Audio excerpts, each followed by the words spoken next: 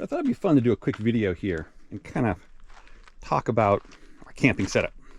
We're kind of done. The road shower was kind of the piece de resistance. You know, everything's working really well out here. So I'm just going to kind of go around the truck and point at stuff and just kind of go all the way around and describe it all. Let's see. Atomic wheels, as well as Toyo Open Country AT3 EV tires. Combo package is 16 pounds lighter than stock, so more efficient, especially at lower speeds, like on the trail. In fact, we left Olancha and we got here with 70%. We've only burned 30% coming here. It's awesome. Those are Goat Fabrication rock sliders. We definitely used those once or twice on coming in here. This is the Rhino Rack Dome. Was it 1300, 1600? Rhino Rack Dome 1300. We really like this dome. It's a little more cumbersome to set up compared to other domes, but we're tall. And so this gives us lots of room. We can change the length of the legs out here and stuff, but it's not really self-supporting, right? So there are awnings. Obviously, they're much easier and quicker setup, but this just gives us a big arching roof, which is fantastic. And this is mounted up on top of the roof mount points there, not on load bars, because we want to keep things as aerodynamic as possible.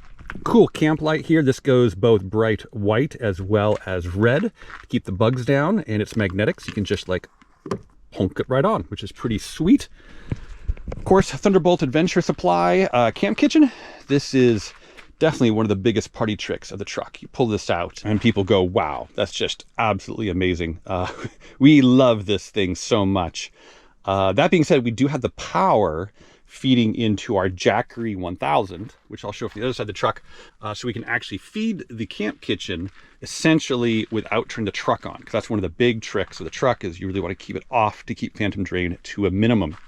This is the Roof Nest Condor 2 Overland.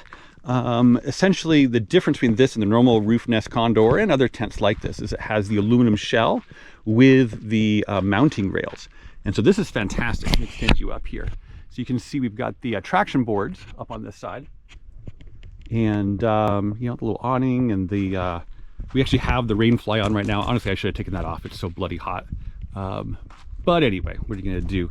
And then back here, we're keeping a little shade on the end of our Dometic cooler here. This workhorse has been working strong, and it's currently at 39 degrees Fahrenheit still and working fantastic. And in fact, I have this feeding right now through a long USB-C cable all the way to the Jackery inside.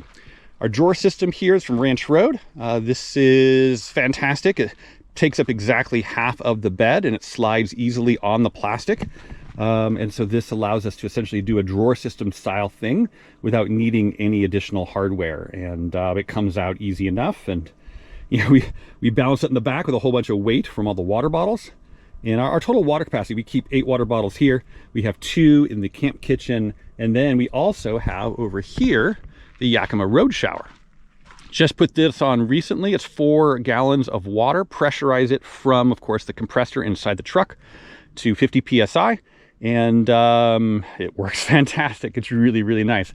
And I kind of jury-rigged up this little kind of shower arm thing. You know, currently I have the hose extended over to the other side, and so that the kitchen can use the water supply. But we can pull the hose back around. And in fact, if I wanted to, I actually have another one of these valves. And so I could actually mount that up. I might do that. I could mount that up here if I wanted to, and then essentially be able to double head it and have a more dedicated shower hookup to come up here and have like a nice little shower. So that's cool. We used to have the traction boards on the other side, but obviously I moved them over because they're light, so they can rise up with the roof nest. And then of course the road shower can be on the heavy side in the bottom. And it does, as you can see, it clears, so we can open the tent, no problem, without of course the road shower getting in the way, which is fantastic. Let me show the electrical stuff in here for fun. So this is our Jackery 1000. We have it seat belted back in here. And currently, our input is 63 watts and our output is 91 watts. It's pretty funny. And again, I got the AC port when I want to turn it on to go ahead and feed out to the camp kitchen. I've got a long USB-C cable here going out to the cooler in the back. I've got another USB-C cable going to this little battery to buffer things, and then 12 volt power going to our freezer over there, which has our ice and ice cream. And that's our food bin. And yeah, Monica wanted to totally bougie this trip. So literally we've got like Dove bars and ice for cocktails. And we just had iced coffee. Oh, so good. Then also we have these cool there's all sorts of companies that make these kind of things, but it's kind of a molly webbing seat back organizer. These are fantastic. It helps keep things organized. It's so hard to stay organized on a trip like this. You know, you end up kind of putting things back in the wrong place, not in its right home, and you can't find it and blah, blah. It's having a little spot for every little thing. Here's my headlamp, here's my binoculars, here's a knife, here's Gerber multi-tool, there's my torch for starting fires, as well as some extra gas, etc. That's all right there. Pretty darn cool. And then, so that 60 watts of power is coming from up here. So that's also a new addition. That is a Lensun Solar 115 watt solar panel. And hey, why is it not giving 115 watts? Well, that's because, so the rated power is like at an ideal perpendicular angle to noonday sun on the equator, right? It's kind of a rating thing. And so, yeah, we're only getting like, what was it, 60, 70 watts? Let's go back and take a look. Yeah, we're getting like 63 watts. So, you know, could be better, could be worse. Currently, I just have it kind of plugged in, running along here, but my goal is to go ahead and punch it through the firewall and run it kind of around the seats and stuff and get to the back seat. And so I can go ahead and get power. I also have a second set of solar panels, a Jackery solar panel, that I could unfold and roll out on top of the truck.